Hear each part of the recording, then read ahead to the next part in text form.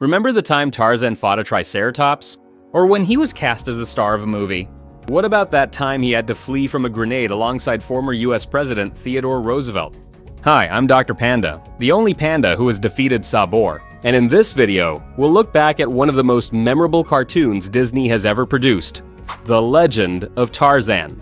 What was it about? Why did its second season only have 3 episodes? And why will we never see the series on Disney+?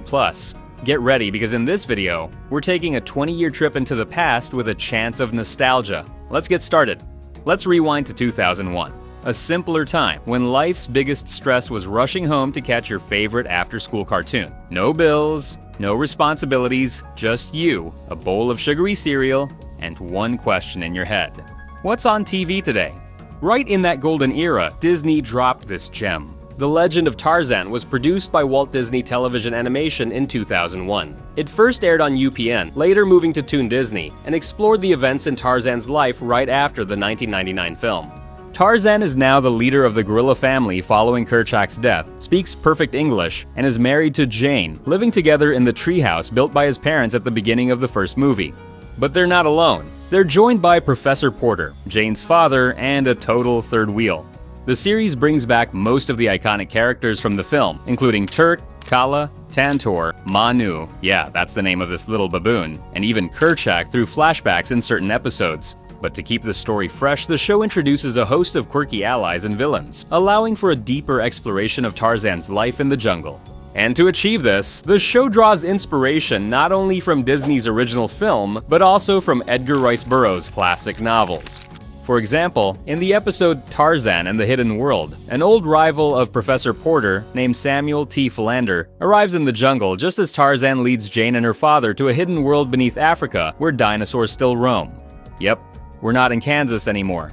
This subterranean realm is called Pellucidar, and was originally created by Burrows himself in a series of novels from 1914 to 1963 that follow mining heir David and his inventor friend Abner as they discover this lost world beneath the Earth's surface. The most interesting part is that back in 1929, Burrows published a crossover novel where Tarzan actually visited Pellucidar, making it basically the literary equivalent of the Avengers. Like I mentioned earlier, the series is packed with new characters who add tons of heart and expand Disney's Tarzan universe. Like Renard Dumont, one of the show's most recurring figures. He's a smooth-talking Frenchman who runs Dumont's trading post and has a greedy, opportunistic personality. He starts out as a rival to Tarzan, often trying to woo Jane away from him, but as the series progresses, he slowly evolves into an unlikely ally, supplying Tarzan with tools and even helping him take down other antagonists. Then there's Moyo, who appears in the episode The Challenger. In it, the gorilla family barely survives an attack from a fearsome python and starts feeling like Tarzan cares more about Jane than he does about them, so Moyo steps up to challenge Tarzan for leadership. He makes his case by saying that if Tarzan had to choose between Jane and the gorilla family, he'd definitely choose Jane. And, if we're being honest, Moyo was probably right. So Tarzan basically replies with "challenge accepted," and the two begin a floor is lava competition. After a few minutes of jumping all around, Moyo falls to what seems like certain death until Tarzan saves him at the last second. Unfortunately for Tarzan, the vine he's hanging from snaps, causing him to lose the battle and the leadership of the family to Moyo. But when the python strikes back and the two are forced to team up to defeat it, Moyo accepts Jane as part of the gorilla family and Tarzan as their rightful leader. Also, fun fact, Moyo is voiced by Neil Patrick Harris. Now you see that my How I Met Your Mother reference wasn't just random, don't you? But if we're talking about the Tarzan series, we have to mention one of its most iconic villains, Queen La, who, by the way, was also originally created by Edgar Rice Burrows. Queen La is a former member of the Waziri tribe and the sorceress ruler of the abandoned city of Opar, where she commands the Leopard Men. And her story is, well, a little weird. As it turns out, her leopard men kidnap Professor Porter as part of a ritual where they capture males as potential husbands for La, which really makes you wonder what kind of romantic past the queen has for one of her henchmen to think the professor was totally her type. But Tarzan shows up just in time to rescue him. And this is where Cupid's arrow strikes. When Queen La sees Tarzan, she instantly falls in love, and from that point on, she dedicates her life, and several episodes, to trying to seduce him with all kinds of schemes to make him her husband, none of which ever work. In the original novels, she was actually a high priestess of a blood cult who fell in love with Tarzan, so Disney pretty much got it right. And then there's Ed, a pretty odd character whose episode really caught my attention, especially because of his true identity. But I'll tell you all about him in an upcoming video, so stay tuned. Now, my favorite episodes were the ones that put Tarzan in situations way outside his usual jungle routine, like getting challenged by a world-famous boxer, starring in a movie, or fighting side by side with Theodore Roosevelt. So of course those were the first ones I rushed to rewatch when I revisited the series. Tarzan and Punch Mulligan is the 28th episode of the series, and it introduces us to world heavyweight boxing champion Punch Mulligan, who visits the jungle on safari with his manager and personal journalist. During a stop at Dumont's trading post, Tarzan accidentally knocks out Mulligan, a moment that gets captured in a photograph. This blow to the boxer's pride makes him demand a rematch, an idea enthusiastically supported by both Mulligan's manager and Dumont himself, who see profit potential in such a fight. Being the noblest ape man in all of Africa, Tarzan refuses to fight him, but the stubborn boxer starts wreaking havoc in the jungle to provoke Tarzan into accepting the challenge. In the end, Tarzan saves Mulligan's life and, without needing to fight, demonstrates his superior strength. And just before the credits, Turk accidentally knocks out Mulligan again. But that's nothing compared to the time Tarzan was literally about to star in a movie. It all starts when Tarzan spots armed men in the jungle. He confronts them and disarms them, only to get a surprise when he realizes their guns are fake. The director shows up, scolding him for interfering and explaining they're shooting a movie starring none other than Stanley Obrowski. I know, can you believe it? The actual Stanley! At first, Tarzan is recruited just to handle the stunts, but the crew is so blown away by his skills that he quickly lands a bigger role. The camera loves him and everyone's thrilled, except Stanley, because just like Mulligan in the other episode, his pride takes a major hit. Man, I'm starting to notice a pattern here. Stanley insists on doing his own stunts instead of letting Tarzan take over, but the director shuts him down. So basically, Stanley gets fired and his role is handed to Tarzan. The director explains to Tarzan that for the next scene he needs to kiss his co-star because his character loves her, but Tarzan gets confused because he loves Jane, not some random blonde stranger, which is kind of adorable. Meanwhile, in a fit of intense jealousy, Stanley sets fire to the film reels containing Tarzan's scenes, but being the imbecile he is, he ends up trapped in the flames himself, forcing Tarzan to come rescue him. During the rescue, Stanley confesses to Tarzan that he'd rather die than live without fame. Tarzan saves Stanley, but then he tells everyone that Stanley was the one who saved him, and with this noble lie, he restores Stanley's reputation with the crew and gets him his role back, giving us the happy ending we deserve. But while Tarzan hosted boxers and filmmakers, his most distinguished visitor was undoubtedly a certain former US president. By the way, if you enjoy the content of this fluffy panda and would like to support the channel, you can become a member by clicking the join button down below and get access to exclusive panda emojis, badges, and even some videos while you're at it. Theodore Roosevelt had just left the White House and was now heading into the African jungle. Roosevelt arrives at Dumont's trading post where he meets Porter, Jane, and Tarzan. The group takes him to meet Tantor, but things take a dark turn when Roosevelt tries to shoot the elephant, leading to a major falling out between him and Tarzan. But here's the interesting part. Turns out, this event isn't just Disney's invention, it's loosely based on a real-life event. The Smithsonian Roosevelt Expedition, where Roosevelt and a team of hunters were funded by the Smithsonian Museum to travel to Africa to collect, which is a polite term for hunt, roughly over 11,000 animal specimens for the museum's displays.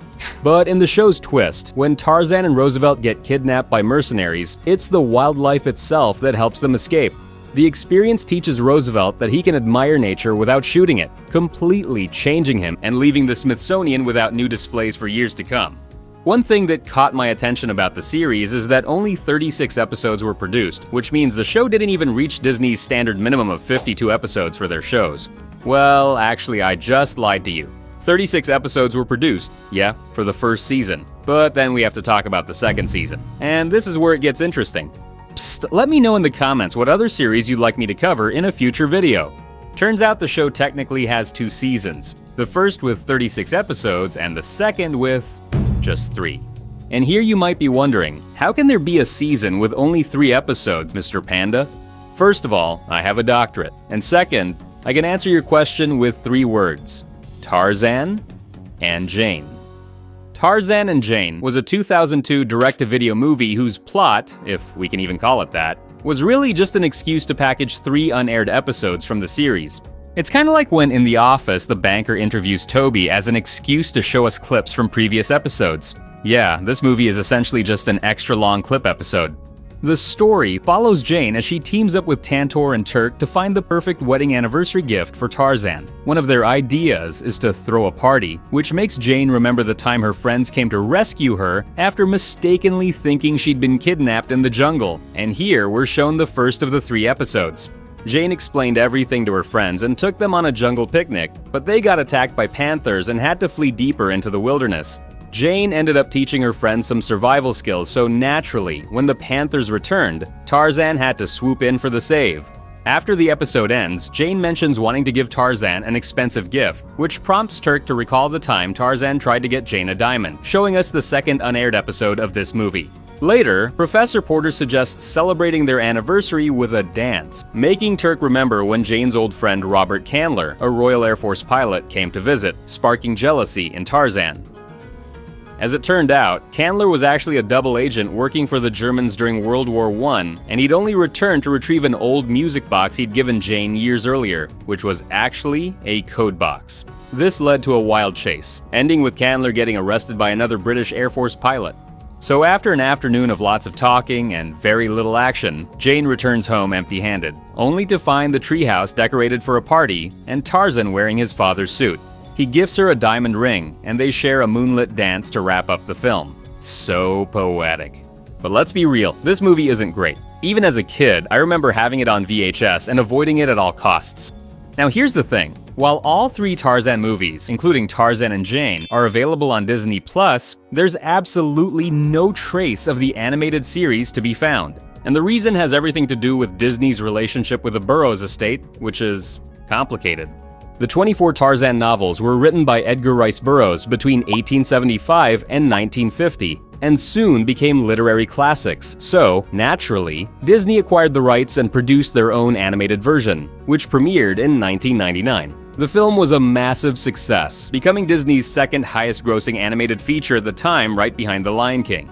Disney knew they had to maximize the franchise's potential, so they refurbished theme park attractions, produced 2 more films and an animated series, and even included the character in multiple video games. One of those games was Kingdom Hearts, a crossover title from 2002 that features various Disney franchises, including Tarzan. The game was a hit, spawning multiple sequels including 2020's Melody of Memory, which took players through all the worlds from the original game with one glaring exception. Deep Jungle, Tarzan's world, which was completely scrubbed from existence. No traces, no references, nothing. 18 years separate these 2 games, and a lot changed in that time. As far as I know, all of Disney's uses of the Tarzan IP occurred between 1999, when the first movie premiered, and 2006, when the Broadway musical debuted, although it later toured internationally. But after that, it's like Disney decided they wanted everybody to forget Tarzan ever existed, which is why the character is nowhere near as prominent in Disney media today. The Tarzan-themed attraction at Disneyland has been re-themed to remove all traces of the character, and there's zero indication of any future projects involving the Ape Man. At this point, a live-action remake of the 1999 film seems highly unlikely, which might ironically make it the only Disney animated classic to escape the live-action treatment. Considering it was once the studio's second highest grossing animated film, the fact that Tarzan has virtually disappeared today can't be a coincidence. While no one has infiltrated Disney's contract vault to see the exact legal stipulations, it's clear the usage terms aren't favorable for Disney. Rather than navigate the legal hurdles, the company seems to have opted to forget about the character entirely. Though many Tarzan novels are technically in the public domain, the Burrows estate is notoriously litigious and difficult to work with. One possible example is this random Quora user I found who claims the estate came after him just for using Tarzan as his online nickname. Anybody want to give it a try? If you want proof of how messy Disney's relationship with the Burrows estate is, you should look no further than House of Mouse. The showrunners confirmed in an interview that while they had carte blanche with Disney's entire character library, Tarzan was singularly excluded due to fear of getting into legal disputes with the estate. I break this down in more detail in my House of Mouse video, so go check it out after this one. My theory is that Disney still needs the Burrows estate's approval to profit from Tarzan appearances, which likely requires, let's call it, a financial gesture of goodwill. Adding to the complexity, the series featured top-tier talent like Tara Strong, Neil Patrick Harris, James Avery, Jim Cummings, and Craig Ferguson, meaning residuals probably factor in too, similar to the House of Mouse situation we analyzed in my previous video. And to top it all off, remastering costs play a significant role. While the Tarzan films received careful visual treatment for their home video releases, the animated series never even got a physical media release. When you consider all these factors, plus the simple truth that The Legend of Tarzan just isn't a Disney priority, this little panda sadly believes we'll never get to see the show available for streaming, and that's sad. Also, did you know Disney completely blocked a Star Wars comedy series from releasing right after acquiring Lucasfilm? And the craziest part is that 39 episodes were already completed and ready to air. Why did they do this? And could there be an actual chance these lost episodes could still see the light of day? I break it all down in this video. Subscribe for more. Dr. Panda out.